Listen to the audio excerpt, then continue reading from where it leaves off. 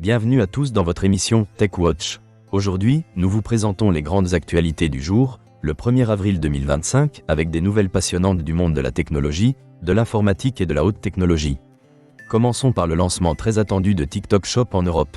TikTok a déployé sa fonctionnalité de commerce électronique dans des pays comme la France, l'Allemagne et l'Italie. Bien que cette option soit déjà présente dans d'autres régions, son arrivée en Europe suscite des inquiétudes chez certains consommateurs.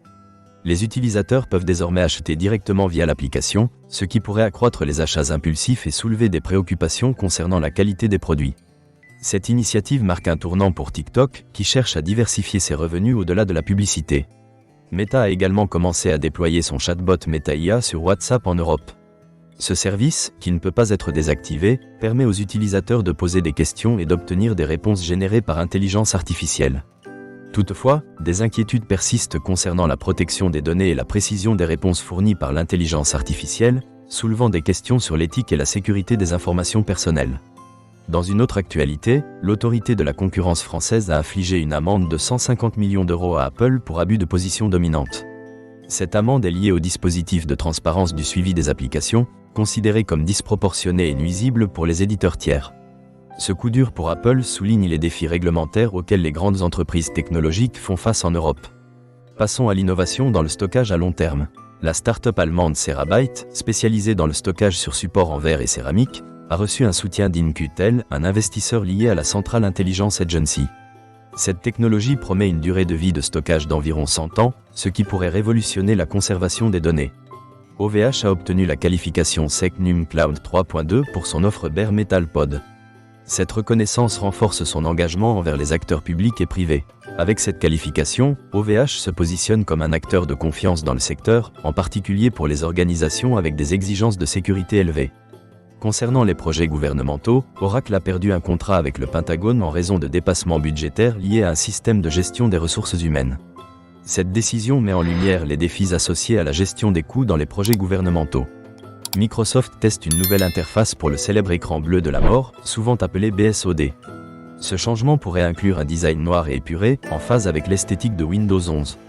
L'objectif est d'améliorer l'expérience utilisateur lors des plantages système. La start-up Tomorrow a levé 25 millions d'euros pour accélérer son expansion en Europe.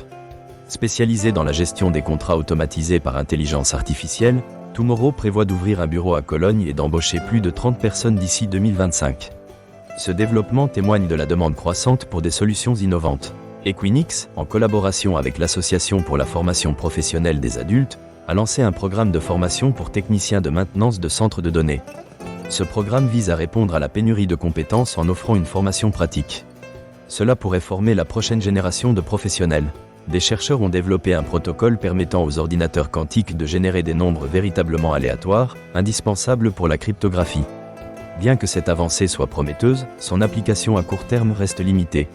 En matière de gestion de la dette technique, les directeurs des systèmes d'information doivent traiter la dette de données, la gestion des données et l'intelligence artificielle. Chacune de ces dettes présente des risques uniques et nécessite des stratégies spécifiques.